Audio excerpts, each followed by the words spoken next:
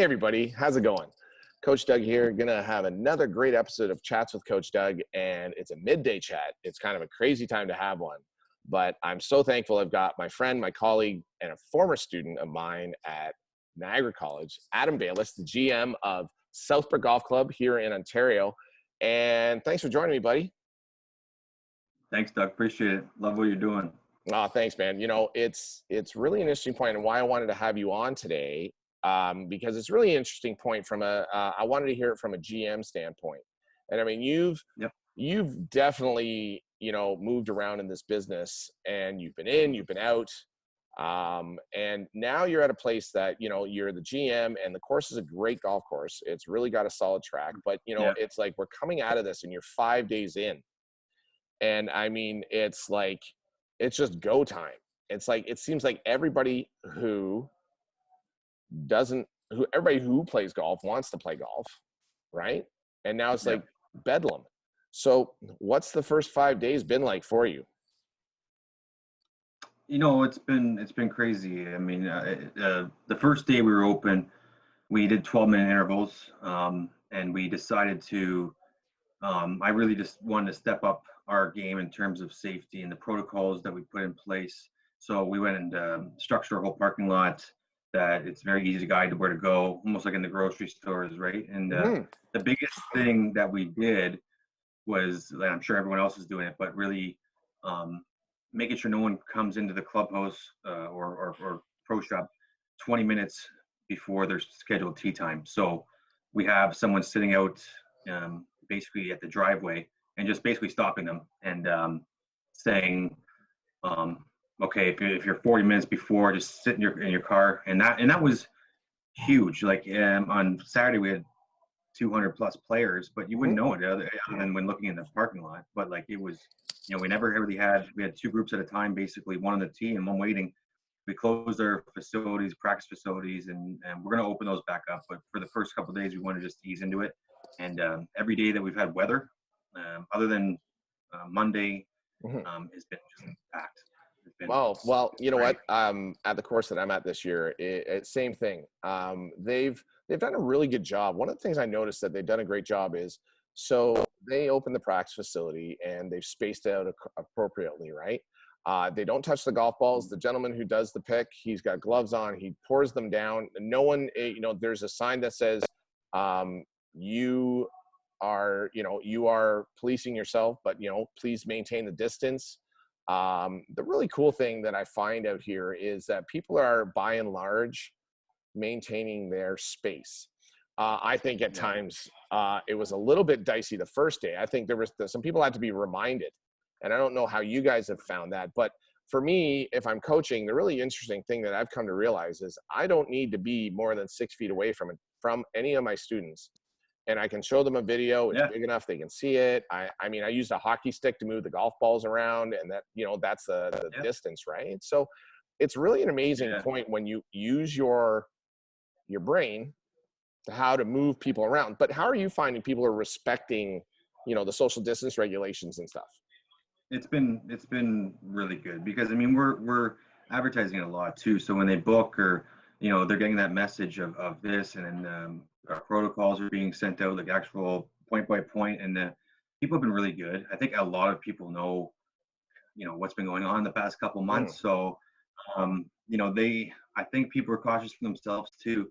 But we've really put a good system in place that it's really hard to not follow. But also, we're just talking a lot. We're communicating a lot, just saying, you guys, while you're out there, we can't really fully police you, so you got to police yourself, and and be smart about this. So we can all work together so we can keep this going and not have to worry about this coming back again. So that's it's been really good though, all in all, for the customers. I think you really brought up a really great point, Adam, is the communication and coming from yourself, the leader, of how you're going to structure the club, and this is how we're going to do it, because you're keeping the customer in mind and you want everybody safe.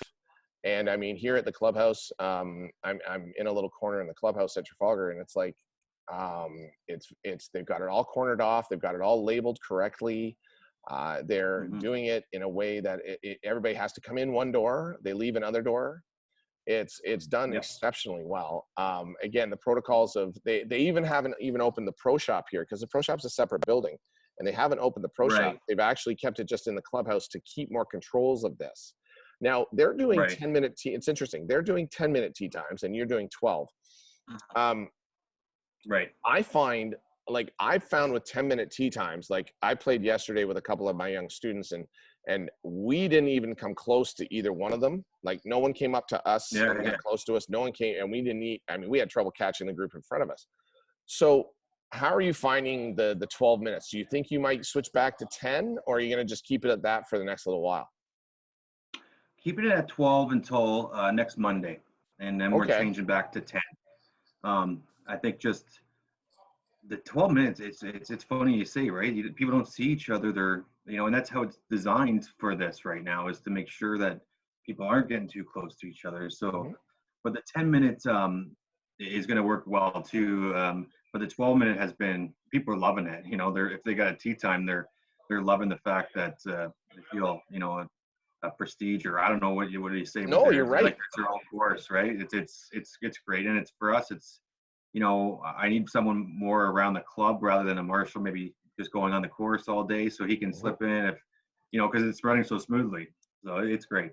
It's amazing, and I actually said this to a lot of people when I was talking about this coming out of this isolation and lockdown. Was I said, with golf, I actually think that people are going to be so respectful and almost fearful of catching or being Hmm. caught that your pace of Hmm. play is going to be reflective, and Yeah. you're going to Yeah. see people really stay in their spots and stay moving. That is Right. how I see it out here. And Hmm. Hmm. I mean, I honestly, walked around 9 holes yesterday, and we teed off, and there wasn't a tee time to be had, and Hmm. we teed off at 4:20, and we were done 9 holes at 6 o'clock. Yeah. Yeah. Yeah. Yeah. Right? Like, I'm sorry, That's you've got a good. packed golf course. You're running at 10 minutes, and you play in under 2 hours. And Yeah. I mean, like Yeah. walking, right? Walking. Yeah. Yeah. It's funny you mentioned that, because it's that's what people are saying. I've never played a Saturday morning in under 4 hours, and and the place is packed. So there's some definitely positives of the intervals being longer. But for me, it's more about safety than it is Yeah, like, I mean, yeah, and this is an interesting point that I find with your brain space has to think a little differently than myself as a teaching professional, right? You have to right. encompass Yeah. the whole club, right? And because Hmm. you have to think about every single it sounds so this is such a crazy funny words touch point, right? That's like Yeah. where are the touch points and Yeah. where can you guys put yourselves in not only safety but also if you don't take care of it jeopardy, right? Because you also have Right. to think, hey, what are your cart kids doing? How are they Right. cleaning the carts? How are you putting them in not in harm's way? We were in a Right. staff meeting the other day, and I said to the kids, and I said, I was just meeting all the young guys in the back shop, and I said, hey, how are you guys feeling? Do you have any anxiety about being here, working here, that kind of stuff, right? I just Yeah. wanted to know, and all of them were like, no, we're okay. And I said, well, listen, if you don't, if you do, make sure you talk to Brad, the head professional, because it's super important. And I think Yeah. that comes from being a parent, Yeah. Yeah. right? 100%. And you can 100%. totally appreciate that, right? Because you parent of 4 kids in the golf business. I just shake my head with that one, but we won't get there. We won't go there yet. But you have absolutely a beautiful set of kids, and Thank I you. I Thank owe you. that all to your wife. I think you owe that all to your wife. Yes. Yeah. So do I. 100%. The blonde hair, maybe okay. You can take the claim for that, but no, definitely the cuteness goes to your wife. So bro, one of the things I admire about you is you're always thinking from a marketing standpoint. And in Mhm. this day and age, it's got to be different, right? I Yeah. was talking with Yeah. my good friend Kate Tempesta last night, and I mean, there's a woman who specializes in group kids lessons. That's her bread and butter. That's what she makes her money and all that stuff. She's had Mhm. to pivot, to take the word from friends. Pivot. You're Yeah. pivoting and changing how you're thinking. So customer loyalty and retention is super important for every golf club, right? And in this crazy time, what measures have Southbrook taken to change that, to kind of give them the understanding that, hey, you know what, come to us, we'll take care of you, and you know what, you want to play here. Yeah, it's a great question. I mean, and it's a great question, I think, for more of down the line this year. Right now, I can't keep people away. They're just True. wanting to get out, and we haven't started that late from normal, so we're not True. getting people, kind of asking for breaks, or they just want to get out and play. And Well, that's a good point. You made me actually yeah, change that question, because let's change that question. How do you think you're going to have to alter your plans down the road to keep the stream of people coming? Because right now it's like that new car smell. Everybody wants to smell it. Everybody yeah, wants to try it. Everybody wants to enjoy it, because it's like, oh my gosh, we've all been in lockdown. Let's go out and play golf. right, right. So, pardon me. Bless you. So, anyway, so how do you think? Yeah, I mean, because gosh, we'd all love to be this busy all the time, right? Right, What do you right. think we're gonna have to do? So that's a better question. What do you think you're gonna have to do to keep everybody coming back? Yeah, I think it's just a product. I mean, provide the product, show that we're showing that we're making improvements here, at the golf course, on the golf course. So that's number one. Number two, keeping our price competitive. Like Mm, there was a big talk about the single rider carts, and we didn't. We didn't increase it that much. We just increased it enough just to cover, gas. But I mean, mhm. really, we haven't been like gouging, I guess is the word, to get people out here. It's just more of providing the service, customer service. We're a big growing market out here in Pembroke. I mean, Sure. it's huge. It's growing every day. So we have the people. It's just being creative, whether it's bundling things in terms of takeouts and all that stuff, but being creative. As bands lift up and we get to Yeah. phase one into phase two, we start to really Mhm. look at all those things. But customer loyalty, I think, here is our customer service, our drive for Cool. really, yeah, Cool. really keep people happy. Yeah. Right on. So one of the things that I think you just brought up that's a very interesting point is Binbrook is a very developing community. Right. It's got people your age, in your 30s. Um, and I was actually just speaking with two young guys who interviewed me for their podcast. And I mean, they're in their 30s, they have young kids, and how is golf affordable, and how do you make them want to come back? And you just talked about customer service. What are some of your success things that you used in the past that you use now about customer service that really make a difference? Well, I think I haven't really changed the way I am as dealing with customer service from working. I worked at Hamilton Golf and Country Club Hmm. to all different types of clubs, and I kept the same mindset in customer services. I want to treat people like I'd want to be treated when I walk in, but really catering to families, junior golf. We'll get the parents there. So those are the things. Is passing that on to my team is making it feel like it's their own business in a sense, and it works. It really does. It gets you a different mindset than just an employee, and really trying to drive your team to act the same way. Well, you brought up a really interesting point, because you wrote a phenomenal piece for Flagstick magazine about why your kids should be introduced to the game of golf. And I mean, Mm-hmm. you were introduced to the game of golf at a young age. You were dropped off at the top of the Shadoke stairs. You had to walk down the stairs with your backpack, with your clubs slung over your shoulder and banging down the stairs. And anybody who's ever wants an exercise, go Yeah, climb those Shadoke stairs a few times. They're closed off yeah, right now, but trust me, people yeah. walk up and down those Eventually, stairs for exercise like a lot yeah. of times. So, and you would go play the city courses, right? And I mean, you're a Hamilton Hmm. boy. You've worked at Glendale. You've worked at Hamilton, and one of the things that is amazing about that article was that you're a father of 4 kids, right? Hmm. And like getting kids involved in golf, and I mean, you're talking to, I'm such a proponent of junior golf. How do you see junior golf evolving out there at Southbrook? Because it hasn't been known as a junior golf facility, but I know you're big about it. And with your kids coming up and maybe wanting to play the game, how do you think you see the structure of Southbrook becoming a little bit better with some junior introduction for those families? Yeah, so I think it's for me, we do really well in our junior camps. So I mean, we already sell out those ones. So there's obviously a demand there for it.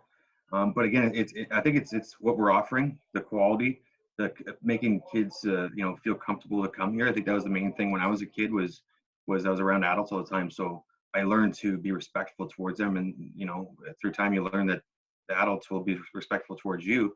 But it's more of what I did actually. I started before all this happened. They never had a real learning center here. And, I've worked for some people and who develop learning centers, including Mm-hmm. yourself. And that's basically, I think, the good start in terms of junior golf, because they have to start somewhere. I took lessons, and I didn't just jump on the course. So, we're trying to offer different things here too to make it fun for the family, with family nights, in terms of on the range. We're looking at maybe putting in a pickleball court, so that'll kind of be. That'd be awesome. That'd be Just really cool. different. I mean, pickleball is Yeah. different, right? I mean, you got to look at what is it you want, I mean, to have around to engages the families to come and enjoy it, right? I mean, somebody said to me when I started all these chats with Coach Doug, somebody envisioned to me that the ultimate golf facility had, like, you could play 3 holes, you could play 6 holes, you could play 12 holes, you can go and enjoy a, pickleball, you can go and enjoy bocce ball, you can go into it's Yeah. it's a multiplex of sport that Right. if you wanted to play it, you can do it, right? And it's Right. really an Yeah. interesting point, because I think at times there are those environments. I've been to a couple country clubs in the States that seem to have that figured out. And Right. Right. I think the country clubs up here are more golfing clubs than country clubs, because Yeah. those ones that are more country clubs, they don't want juniors. They actually Right. want it to still stay very pristine. And I think Mhm. that's a huge void in this game of golf, because Yep. if this game Yep. is going to survive, accessibility is something that's a massive um, barrier for getting more Yeah. kids involved in Yeah. this game of golf. Where do you see the barriers or the voids in junior golf in this country that we can do a better job at? Well, I think it's like you said, it's you got to be more, receiving and comfortable, getting these kids to be comfortable to come, but also stepping up our coaching game. We need more guys like you out there that can build these kids up from a young age into like what your some of your students are doing now. So I think it's a lot of instruction, it's a lot of coaching to get it going, providing programs for the families, but also for, even if the families don't want to get involved, get the kids involved weekly, instruction on top of, like, with the membership as well. But again, it's, for me, it's just comfort and promote that you want juniors in this game at your club, and do it the right way, and teach them how to be respectful and all that stuff. Well, I mean, you said it in your article where it teaches you so many, life values, right? I mean, I always say this: you're never going to get in trouble on a golf course, really, if you're a junior, right? Yeah. I mean, it Yeah. teaches you so many different things. But here's the thing: you look at it from a financial standpoint, right? If you Hmm. take a golf Hmm. course that has an empty tee sheet from Yeah. in the evenings, Yeah. but they don't want to run junior programs, why? And it's all about the dollar and the bottom line. This is where Hmm. this is where I question this. Why don't you want to Yeah. give those times? Well, if a member wants to come and play, we want to have that for them. Hey, that's your prerogative. But for public golf Yeah. courses, 0 is 0, no matter how you slice it. And it's a really interesting Yeah. point, because often they don't think juniors are a way to solve their financial problems. And Right. I know I mean, myself, I have the track record of the stats. I have the dollars. I have the Yeah. expenditures. When the kids go into Yeah. programming, parents spend money on them, in memberships, in golf Yeah. clubs, in food and beverage, in golf balls, and equipment. If you have a great, strong tie to these juniors, the parents Hmm. will purchase for them, right? Hey, sure, Yeah. you're gonna have kids and parents that are gonna go somewhere else and stuff like that, because they have choice. Yeah. But I would agree with you 100%. You have to offer a program that if the parent doesn't want to do it, the kid can go to it, right? Right, right, So right. And I think it's it's more for, like, you did, like, you have, like you said, I have the stats. It's I'm seeing it here that the parents are spending when their kids are here, whether it's a green fee, or they end up joining yeah. even, as a member, or buying a package, or food and beverage. We do a lot of takeout, and we're doing a lot of that stuff right now. So it does work. And yeah, you have to do it the right way. But I think, like, we're trying to hit on the head is evenings too. We have some downtime in evenings, and more kids are going to be around now, obviously, and we got to really jump on this and get their parents involved as well. I think that's huge. And but again, it comes from an operational standpoint here. Customer service is that we want people when they walk in, they know they're getting a smile. They're happy to come here. That's huge. And Yes. and then I think That's from so there important, right? A smile goes a mile, smile goes a million miles. All right. Yeah. Well, you've watched enough of these, so I have 5 questions that are coming your way that you don't know what's going to happen, right? But they're kind of a mixture of all these different things that there's so many different things that I've come up with. So I have a plethora of questions to come at you. The very first one that I always like to know is, who is Adam Baylis's hero? Well, my my dad to start, my parents, but on a career standpoint, Ian Clark at Glendale, he got me into this business, and he didn't really have to do anything. I just had to watch him, and I wanted to be him. Yes. And I'm here today because of him on so many levels. You know what? That's a great man. He's a great man, great professional, revered in our business, and got nothing but mad respect for that gentleman. He is mentored and done many for the PGA of Canada. So nice choice there. Yeah. All right. So I don't know how you managed to be able to go on get on a plane by yourself without your four kids and your wife, but somehow you ended up on a plane that crashed. You got marooned on an island, and what would you want to have washed up on the island so that you could hang out for the next 2 weeks till you're rescued? You cannot have a boat, and you cannot have a plane or or helicopter. Well, I'm really into anything sort of business and golf instruction and anatomy and anything like that. I'm really into, but I'm really into cooking, and I always looked up to Anthony Bourdain. So any sort of nice.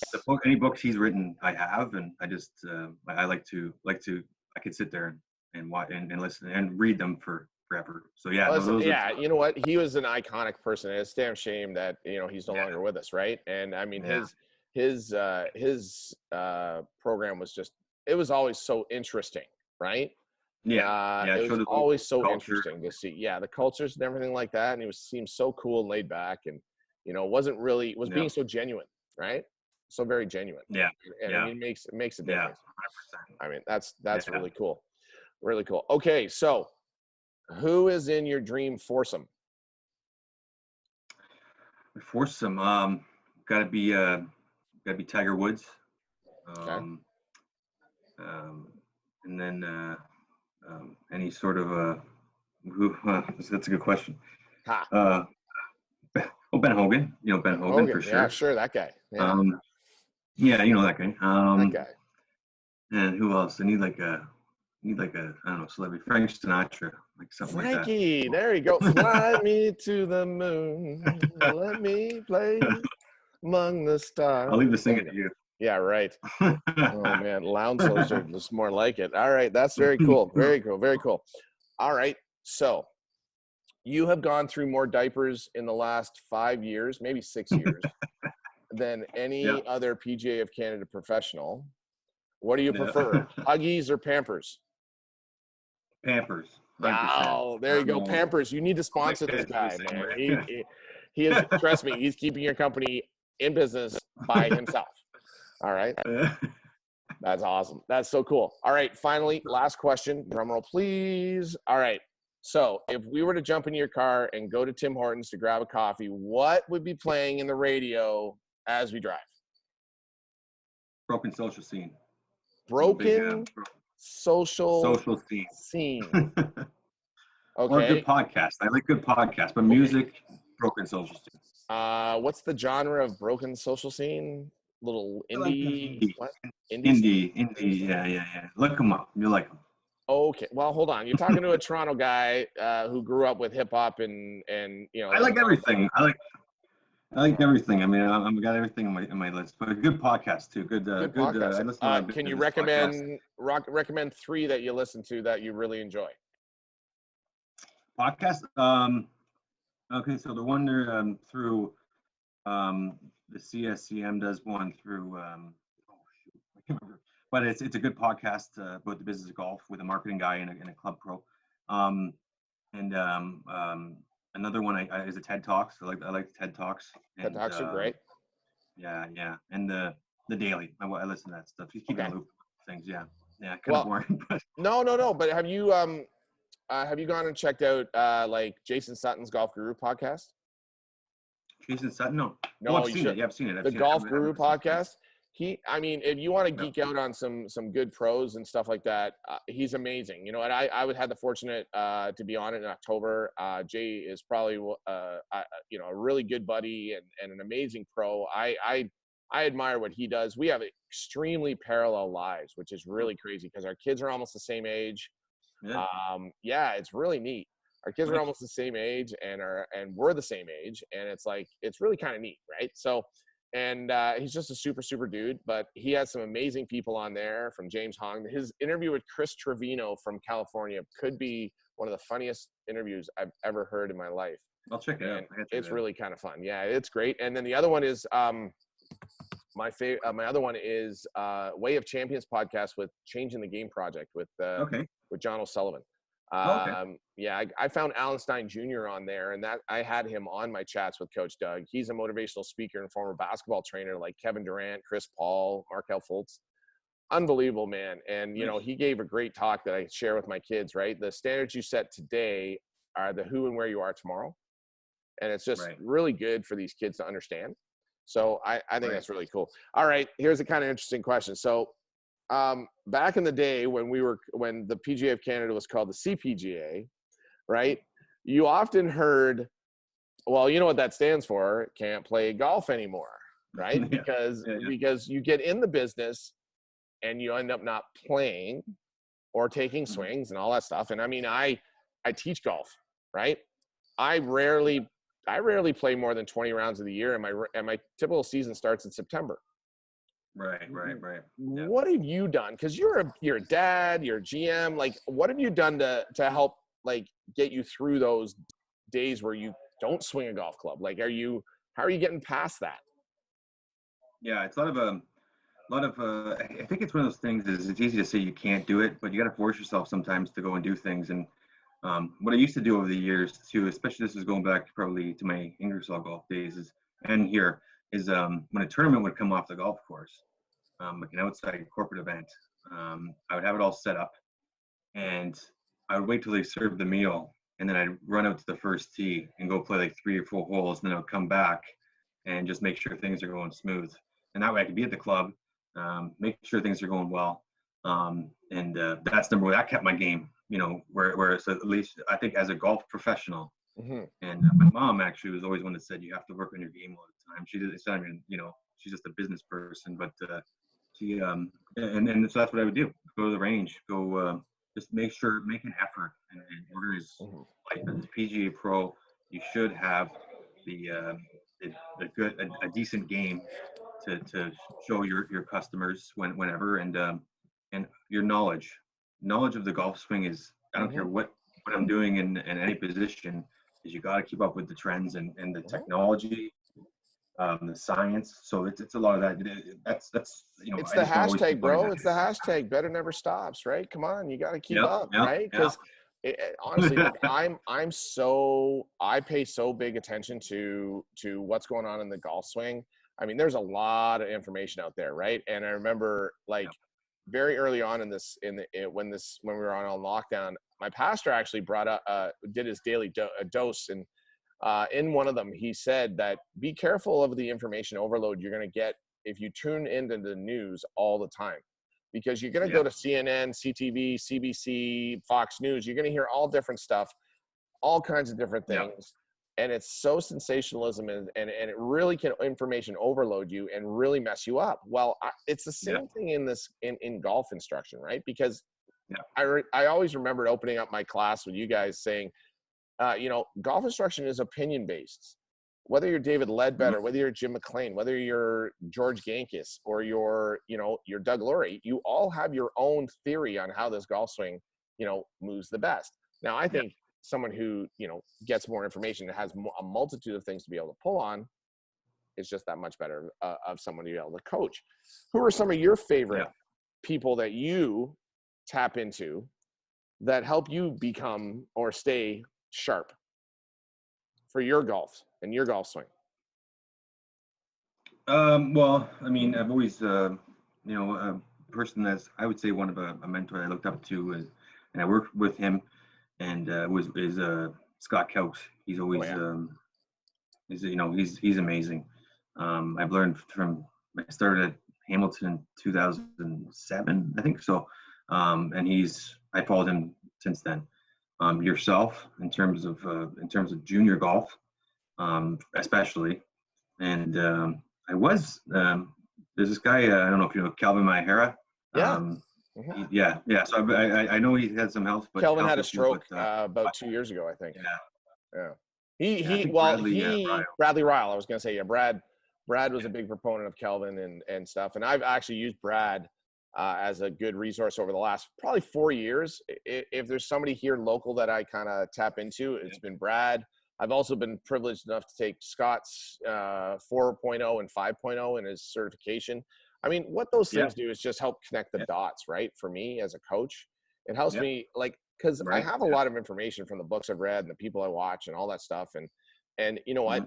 I really think it's a never ending story, right? Because you need to have it's kind of like you have this Rolodex in your head that's spinning, and you have that person in front of you. It's like, ding, there's the lesson, and you pull out the card and you use that and all that stuff. But you need to have a multitude of things that's going on.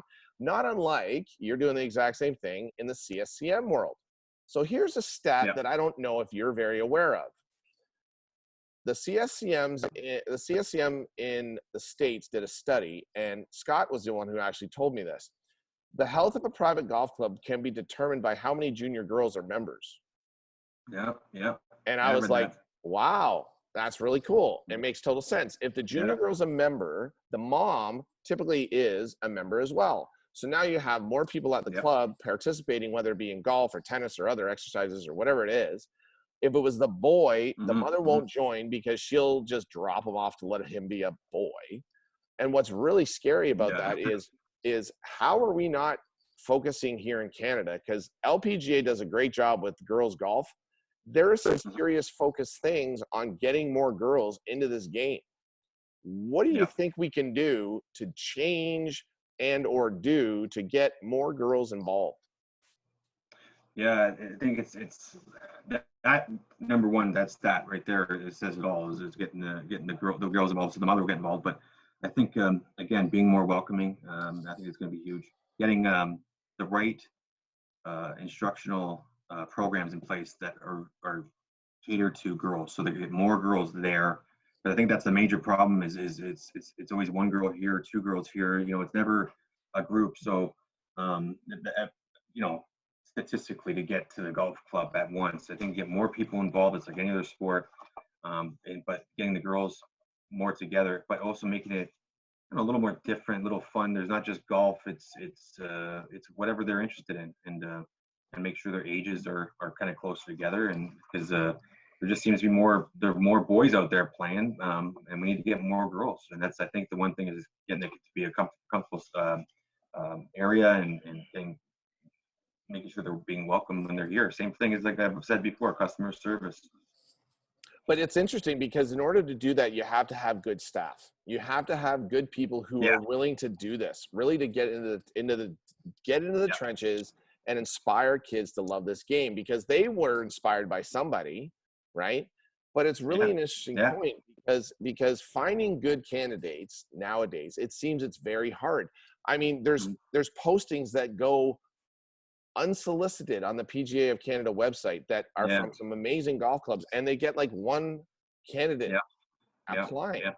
And it seems like where there was an overabundance of golf professionals, it seems like there's a less and less are staying in this business.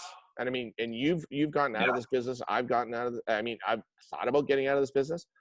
it's very easy to do Hmm. because the wages and stuff are really kind of not much has changed in the last 20 years. So Right. Yep. why do you think we have so few, what is say, candidates for so many jobs? What do you think it is? Well, I think you hit on the head. It's it's like anything. It's pay. It's you kind of work when everyone else is on their leisure time.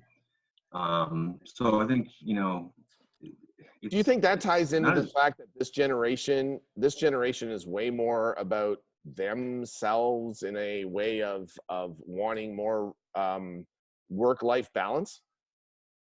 yes, yeah, 100%. I think that's what I think it is. A lot of times is that they're seeing it more and more, and there's different areas to get the weekends off and this and that. So it's more of as an industry, we have to kind of get people to feel like there's a reason to get into this business, and there is, and Sure there is. to make a difference. It's yeah, there's a lot of good things, but I think that's probably the hindering thing is maybe the money, but the time you have to put in to be successful, and but it doesn't necessarily have to be like that. We can be It doesn't. creative, and Well, I think that's a yeah, really good point. I really think that people don't realize, and what I like about the PGA of Canada now with having Kevin Thistle on was, we can kind of pick now when you get into this business where you want to go.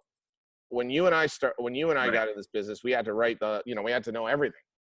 right, And now you can really, focus on just being a coach or, being a merchandiser or being a, director of golf and stuff. How do you feel about that? yeah. Do you think that's a really good plan? I think as soon as I heard Kevin was taking over, I thought that immediately because it's he's trying to create these things that want to get people into the industry, and it was a time where it was tough to get good people because of maybe lack of education or webinars or whatever you want to do to get people to be better. Now you see it all over with personal branding, and there's tons of things that you can take in this industry to be successful rather than just coming in and not being really guided. This is definitely will help. And I'm taking the education seminars because I want to be better, and I want to be better every day. And I think that's going to help get more people into this business. I think the guys that are really on the board or trying to push this stuff is it's helping. They're really helping. I think that's going to change, and it has to. And now we have two females on the board for the first time, or Yeah, not maybe yeah, for the first time, but we have two females on the board for who that's are great. fantastic individuals, both Sarah and Jamie, right? And Yeah. I mean, did you work with Jamie at Hamilton? No, no, No. right. Okay. She was after me. Yeah. Okay, but you look at and I think that's just an amazing point. And Ashley Zabrick, the director of golf at Shaughnessy, said, I asked her this interesting question. She says, Doug, I've never really referred to myself as a female golf professional. I've always referred to myself as a golf professional. And I thought, wow, what an amazing Yeah, yeah, piece of, yep, like that was amazing, right? And then even Susie Whaley talked about being a mentor, right? And you, in order to be a mentor, yeah, you have to have been mentored, right? So it's like you kind of think, well, right. how do you become a mentor, right? And it's all this Mhm. great information from these great women to help. I think Yeah, we as males in this business, we need to mentor and nourish and help along female professionals that should be where we are, should be the next yes, wave, should be doing that. yeah, And I applaud those yeah, that are working towards that in many different ways. Megan Allen at Magda, you've got Casey over at Credit Valley, you've got um, Ashley Gravett, that absolute smiling bundle of energy from up in Godrich. She's just an amazing young woman that I had on last week. And so, I mean, what do you think the PGA of Canada is headed with this education and stuff? Do you think that they should keep on this and keep developing everybody and offer really great programming at less cost, or make it a little bit more finite?